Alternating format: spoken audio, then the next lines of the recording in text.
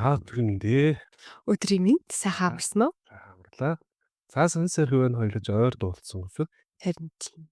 Тэгээ сая бас Валентин боллоо. Валентинаар юу вэ? Валентинээр тэгэл гэртээ сууж өнжлөөд. Тийм үү.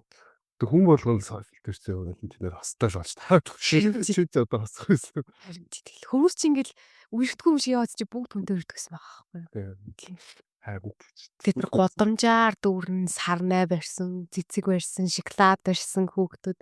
Би ойр ганцаараа гэдэг шиг тэгэл. Би сая кино үзлээ л дээ. Би Валентинаараа угаасаа хосгоом чинь ингээл кино үзлээ. За. Тэгэл одоо ойр Солонгос кино Хатан хааны тухай. За. Амар их шуугуулчээ. Судчтэй тэгэл одоо нэг баахан л жижигхэн түүх барьж аваад нөгөөдгөө байлаа.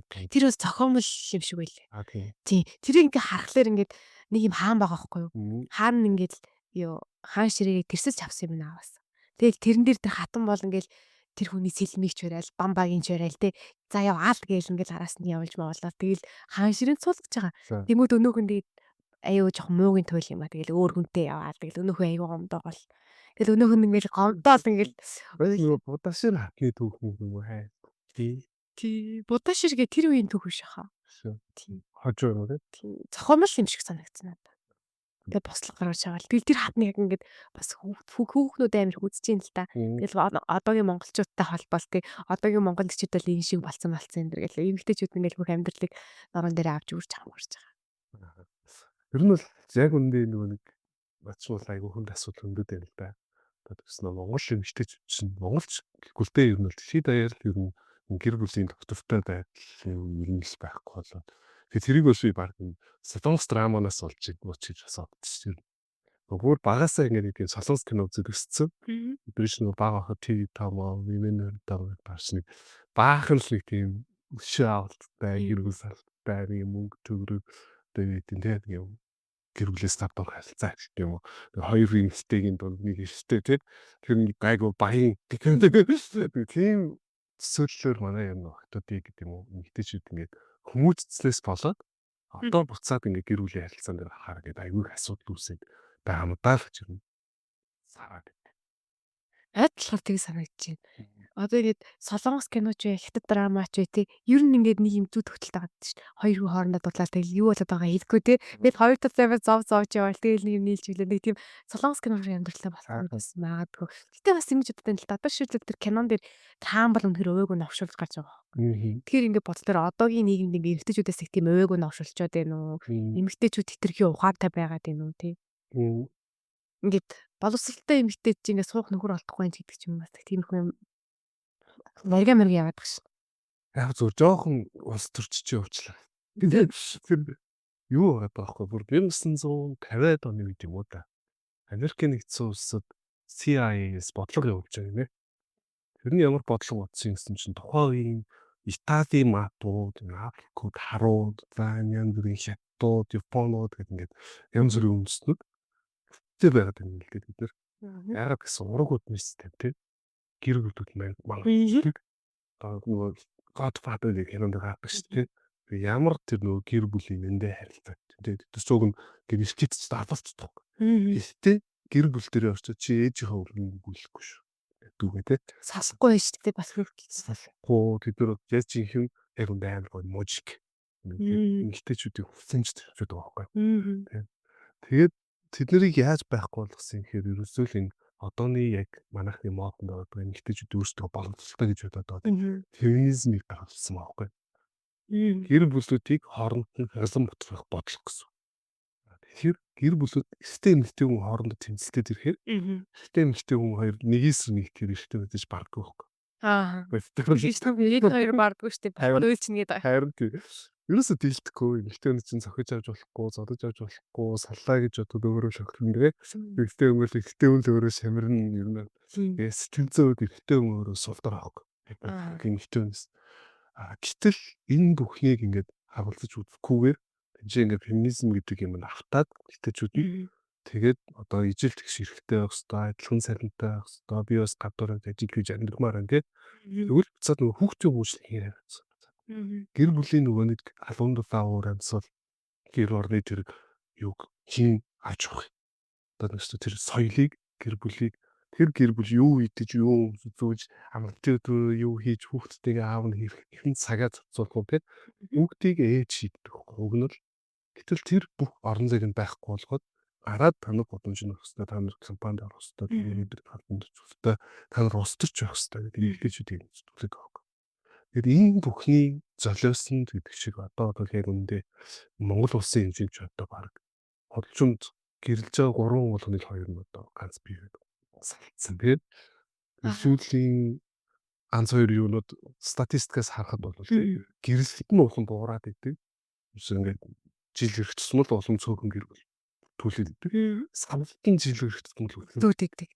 ийм зүү тогтолд орцсон. Тэгээ нийгэм дээр гарахаар ганц бие хүчрэх Single mom. Single mom.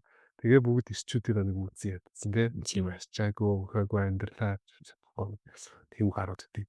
Энэ бол ерөөсөө нөгөө улс орныг харлан ботгож байгаа бодлого тэр Америкуудыг хийж чадсан баг тэр үедээ. Чадсан болоод тэр бүх мапуудад гарч ирсэн. Тэр бүх трад одоо юу гэдэг янз бүрийн тэр үндэстнүүдийн мөргөлгөөнүүд байхгүй болгоод тэднийг яаж чагс харлан ботгоод өөрсдийнхөө засаглалыг цагаар харснууд байж чадж шүү. Хөвгний эрэхтэй тэгээд барьж авч чадсан. Тэгээд энэ бодлогоо хуцаад бусад улсуудад экспортлсон нь одоо Монгол нэг ил тод хөрөгч нь болчиход байна. Энийхээ ер нь манай эмэгтэйчүүд юм мэддэг болов залуучууд маань ер нь энэ талаар яг ямар хөө байр суурьтай гэдэг бол би бол ер нь төсөлж чадахгүй байхгүй. Аюу хэцүү санагдав. Гэхдээ бас би ингэж бодож байна. Одоо нэг юмыг одоо бас нэг зүйлээс тайлбарлахнаас учир дутагдaltaй байж магадгүй шүү дээ. Тэр яг хөө эмэгтэйчүүд бол гэр бүлийг авч явдаг эмэгтэй хүн бол ер нь ноён нуруу одоо гэр бүлийг ер нь бол ишмэр сайтай хүн бол ондоо гэдэг шүү дээ. Гэхдээ нөгөө талтаа бас ингээд амар бүх амьдралын нуруунд дээр авцсан эмэгтэйчүүдээс байна л та. Хитрхи ингээд их нөхрөө иртэлсэн ч гэж байна шүү дээ. Тэр энэ бас нэг талтаас хоёр талтай л бас эмэгтэйчүүд 100% буруутай гэж хэлэхнээс буруу сан ингэж байгаа шүү. Би эмэгтэйчүүд буруутай гэж өгнөл яриаг л дээ. Тэгээ яг хүмүүс сонсогч байгаа хүмүүс хэрвээ чи ингэж бодож байгаа сонсож байгаа хүмүүс юм ч гэсэн бүгд тийм жил хүлээж авч байгаа хэл та. Тэгээ ягаад би тэгж эмэгтэйчүүдэд ингээд акцент өгöd байгаа юм бэ гэхээр гэр бүлийн хүмүүжлийг ялангуяа тэр эрэгтэй хүний чинь хин хүмүүжил нэг ээж юм. Дахиад л нөгөө эмэгтэй юм асуу. Тэр салаад байгаа тэр нөгөө мөнгө хөөгд байгаа тэр амьдралаас хүнгийн мөрөөдөлтэй байгаа тэр охтыг хэн бүтээж. Ээж нь.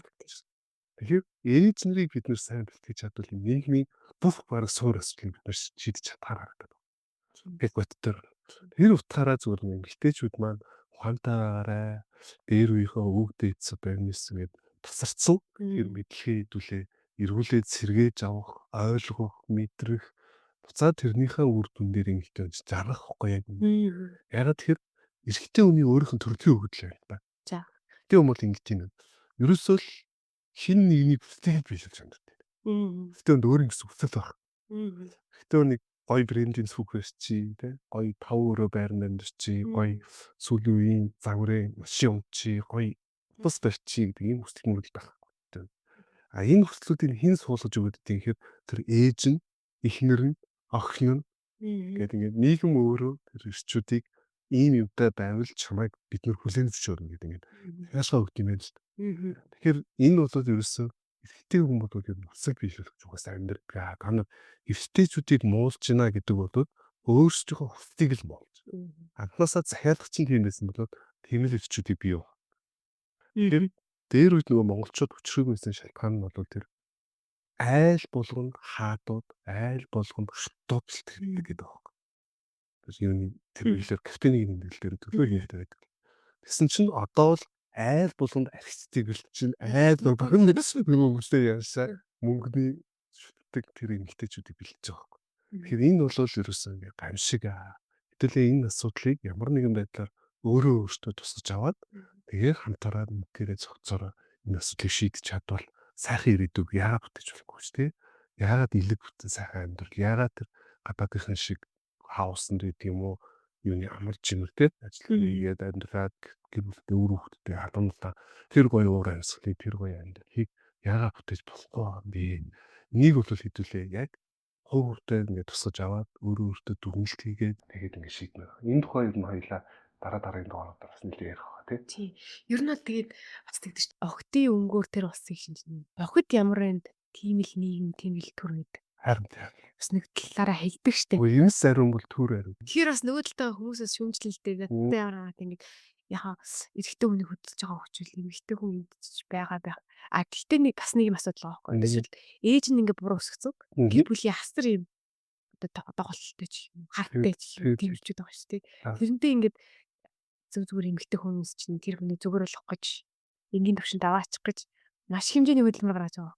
Тэрийг ингээд гаргахыг гэхээр одоо бас ингээд кино урлагаас ч юм уу нэг юм гоё хайрын төв зохиогод өгч чинь л та бид нар. Хүний одоо ингээд жирийн байдгаас шал өөртөө гэж боломжгүй ч юм жоохон драматик те. Эрэхтэй юм болоод ингээд байга чамайг ингээд яасан ч чамайг ойлгож явах хэрэгтэй гэдэг ч юм уу. Тэгээ бид нар ингээд эсвэргээрээ өөрсдөн дээрээ бодоход бид нар бүхэн тустай биш. Одоо доолор биш шүү дээ. бид робот биш шүү дээ. Тэгэхээр ч одоо ингээд хүмүүс нэг нэгнийхээ ингээд ойлгох ч юм уу нэг сүртэй нэг юм хосын жормор ч юм тэр хүн байдаг шүү дээ. Тэрний орн ингээд хүнийг хүн чигээр нь л хүлээгээд авчвал зүгээр юм шиг надад санагдав. Харин тийм ээ. Одоо яг сүүлийн үед ингээд анзаараад байгаа нөгөө нийгмийн хэрэгцээ шаардлагасаа ч гэдэг юм те.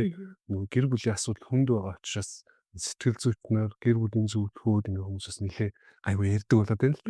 Анзаараад хад бол нөгөө эмэгтэй тэгтээ эрэгтэйчүүдийнхаа өмнөөс ингээд дуурайд өгчдөг юм бол тийм хүмүүс бол ингээд үлайн хэлтэй хадаад байгаа юм. Хандл цайтай нөгөө эрчүүд нь бүгд ингээд өөрийгөө илэрхийлж чадахгүй ингээд төгсцсөн байсан нэр асуудлыг нь бид нэр ингээд гаргаж ирээд эмэгтэй хүний зүгээс бүр эмэгтэйчүүдтэй хандаад тавьчихгүй тэр нь бол ингээд нийгмийн хүлээлт нь аюу нийцтэй байгаа юм шиг тийм харагдаад байгаа.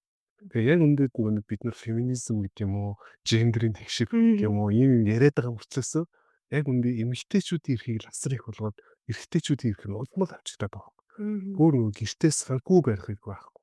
Тэр хүнд ингээд өөрийнхөө цагийг зарцуулах эрх байхгүй.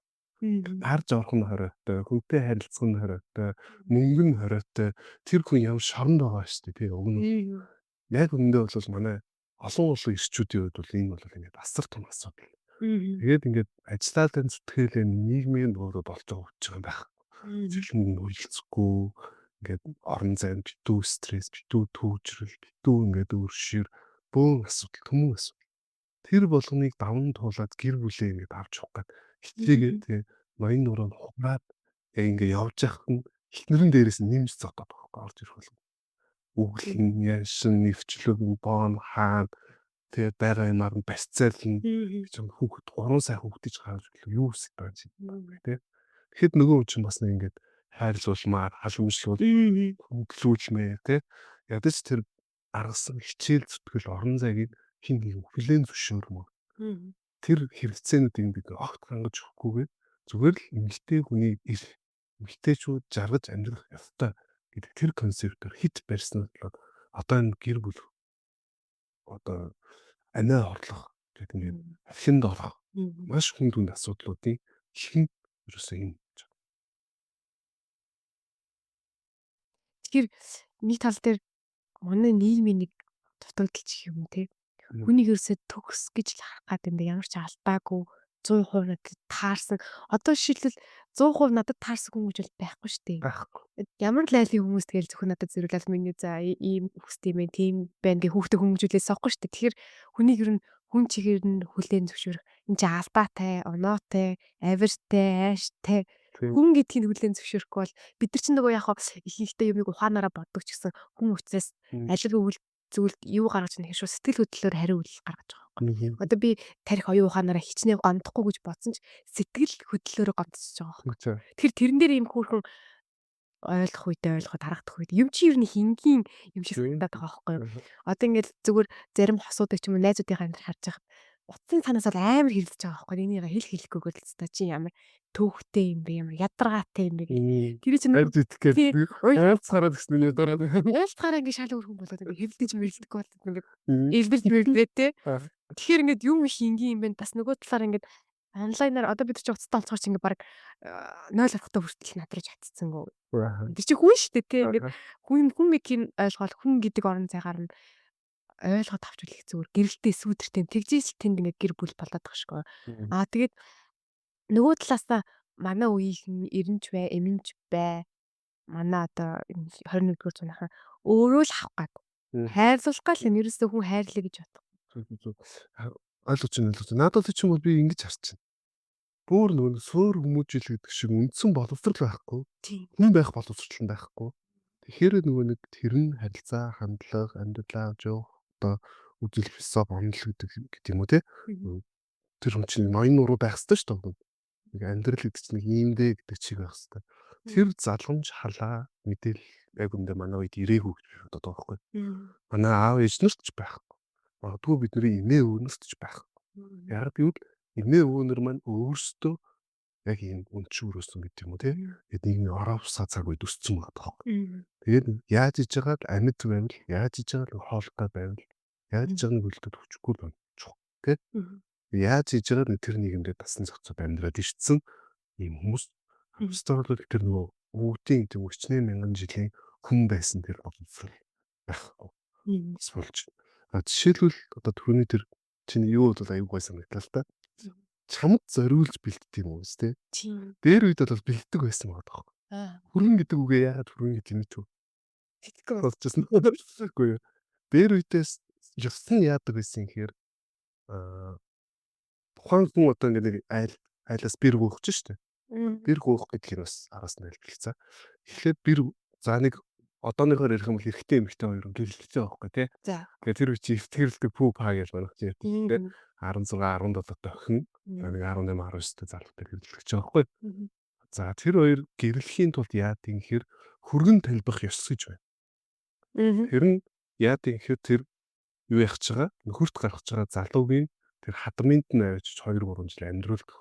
Нөгөө Эсэх Баатар чи Чингис хааныг тэр хүмүүснийг авчиж үлдээдэг шүү дээ. үлдээдэг тэр юм тий. Тэр бол яг ёс нь баг. Тэр ганц тэр ханы хүүхэд болохоор тэгээд байгаа юм биш. Угаасаа тэр үеийг ятсан тийм.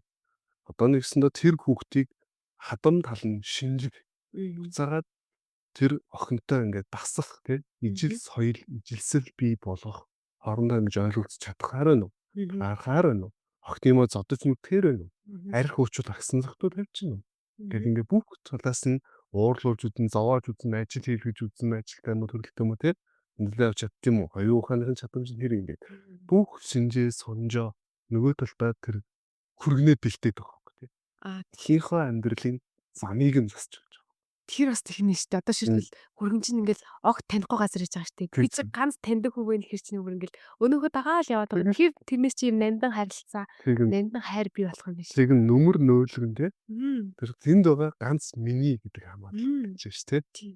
Тэр ингээд хоёрын мэдсэн ш. За тэгээ буцаад чинь юу яаж хоёулаа нийлээд нөгөө юу л готлоо очиж шүү хүүхэд тал руу. Тэгэхээр буцаад дахиад нөгөө гэр бүөх гэсэн л одоо тэр хүргэнийг авчиад тавьчих болохоор хүргэж ирсэн гэсэн зүгээр ингээд хүргэж тавьсан юм л байгаа байхгүй. Тэгэхээр тэр байхаараа явж байгаа сүултээ хүргэн гэдэг юм биш рүү орчих. Тэгэхээр бид нар одоо нөгөө монгол хэлээр яриад байгаа ч гэсэн монгол хэлээр мэддэггүй гэсэн юм. За тэгээд нэг талдаа тийм буцаараа тэнцэнээс нь охиныг нь гуйхтаа бэр гуйж.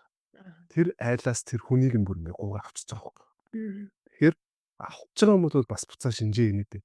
Тэр нь бүр дахин өмнө нь явдаг. Өөрөөр хэлбэл нэг хүмүүжний чинь бүр 19 настай байхад нь ингээ сүүгийг тавьж байгаа байхгүй. Тэгээд 9 настай байхад нь 10 настай байхад нь тэр хүргэн талбалтын тавиад тэгээд сүүгээ тавиад авч. Тэр үедээ яах юм гэхээр буцаад хүргэн тал нь ч гэсэн аавын тал нь нөхрийн тал нь ч гэсэн дахиад нөгөө гэргий болгож байгаа нөгөө бэрэн болгож байгаа охиныгоо бас тэтгдэг. Буцаага тэр охины боловсролт нь анхааралтай. Боловсролт нь зарцуулах мөнгө төгрөгийн дэмжиж өгнө. Буцаага тэр охиных нь амьдрал ахуй баяртай идэв шүү шовцос хэрэглэл үнэт идлээс ийм юм дээр нь буцаагаад хариуцлах хэрэгтэй. Ингээд бүр бэрээ бэлтэн нэг талдаа нөгөө талд нь хүргэнээ бэлтэн.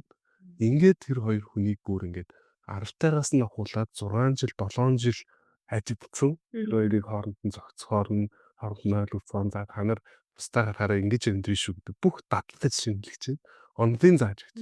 Одоо гаргаж байгаа байхгүй тий. Одоо нэг шиг зүгээр нэг хоёр багийн хөдөлцөөд би чамд дурлцсан хайртай. Юунд нь ч дурлаад байгаа тий. Мэдгүй. Царайнд нь дурлаж байгаа юм уу? Тэр мөнгөнд нь дурлаад байгаа юм уу? Юунд нь дурлаж байгаа мэдэхгүй байхгүй. Тэгэхэд чинь бүхэл бүтэн 6 жилээ хамтдаа өнгөрүүлсэн бага наснаасаа өсвөр насаа ингээд бүр насан турш байгаанасаа ингээд хамтдаа тулцсан хүмүүс гэдэг чинь шал ондоо гэсэн. Тэр үеийн 17 8-нгууд одооны 17 8-нгууд бол хэцүү байхгүй. Боловсрол өндөртэй. Тэгээ боловсролын хувьд бол тис ондоо. Тэд нар бол амьдралаа аваа явчихна. Одооны бидний нөгөө баг 30-наас 40 настангуудтай л дүүх гэдэг байгаа байхгүй юу ерөнхийдөө концепт нь. Тэгэхээр нэг иймэрхүү асуудлууд жишээлбэл дээр үедээ шийддэг байсан байна. Одоо байхгүй. Тэгэхээр чи нөгөө хүмүүсийг чи ингээ багаар 6 жил ихэр чинь бас 6 жил болсон хүмүүс гэр бүл болоод амьдрал яаж салах вэ? Нэгнийхээ авирыг бол тодорхойлсон. Одоо бид чинь тэрийг мэдэхгүй байгаа шүү дээ. Жишээлбэл энэ хүн хондоор иддэг юм ч юм уу, энэ хүн ийм хийж чаддаггүй, тийм хийж чаддаггүй. Тэрийг мэдэхгүй чи яагаад тийхгүй байгаа юм бэ? Манай хаав тэгдэг байсан чи яагаад өөр байгаа юм бэ? Чи яаж чадсан хоёр өөр гэр бүл төссөн хүмүүс учраас өөр шүү дээ. Тэгэхээр хоёулаа дараагийнхаа подкастн дээр дараагийнхаа дугаар дээр энэ тэр 100 удаагийн болцооч гэлөө танаас сонсч исэн. Одоо дээр үеийн хүмүүс тий сонгож шинжихтэй тэгдэг байсан гэдэг тиймэрхүү зүйл ярьжсэн шүү дээ. Тэр талаар ярилцаж илүү их мэдээллийг хүргүүл илүү сонирхолтой байх. Хүмүүст бас хэрэгтэй байх гэж бодлоо. Өнөөдрийнхөө дугаард тэгвэл энэ үргээд өндөрлөе гэсэн үг. За тэгвэл тэгээд. За тэгвэл энэ удаагийн дугаар хэдүүлээ энэ үргээд өндөрлөе. Дараагийнхаа дугаараар надад би уг нь яг нэг хэл цахнаад нэг юм яриа гэж бодож ирсэн байхгүй юу? Энэ тэгтээ яг хэрүүлэн сэтгэзээ. Дараагийн дугаар дээр л ярих. Тийм. Дараагийн дугаар дээр гэр бүлтэй холбогдлолтой өшөө бас тийм хэрүүл уралтай сонирхолтой сэдвээр ярилцгаая. За баяртай үзэгчтэй. Би тэрийг ингээд сонирхож сонссон та бүхэндээ гэлээ та. Баярлаа.